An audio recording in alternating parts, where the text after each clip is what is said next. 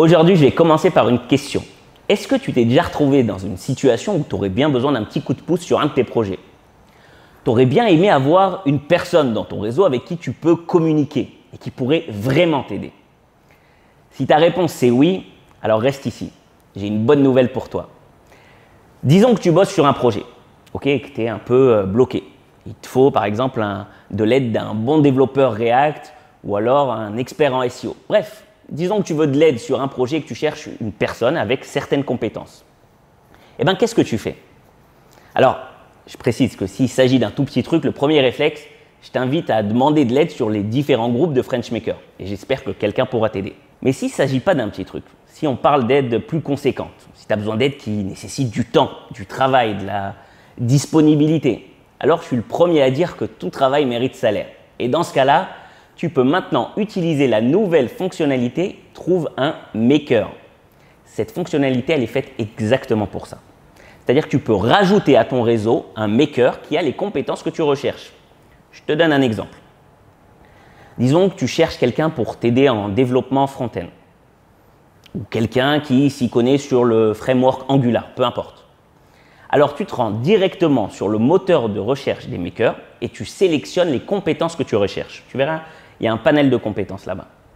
Ensuite, tu peux consulter les profils de ces makers pour en savoir un peu plus sur eux.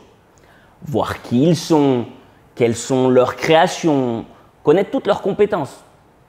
Et surtout, tu peux les inviter à rejoindre ton réseau. Ça, c'est une autre nouvelle fonctionnalité. Tu peux maintenant inviter n'importe quel maker à rejoindre ton réseau. Pourquoi les inviter à rejoindre ton réseau? Tout simplement que si un maker il est dans ton réseau, tu peux lui envoyer des messages privés. Donc au final, tu pourras discuter avec tous les makers de ton réseau et voir si vous pouvez collaborer directement ensemble. Voilà, donc je vais récapituler parce qu'en réalité, il y a quand même pas mal de nouveautés d'un coup. La première, c'est Trouve un maker, le moteur de recherche des makers par compétence.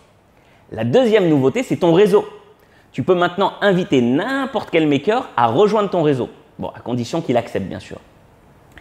Et la troisième nouveauté, c'est le fait d'envoyer des messages privés. C'est-à-dire que tu peux envoyer des messages et discuter en privé avec tous les membres de ton réseau. Donc tout ça, c'est génial.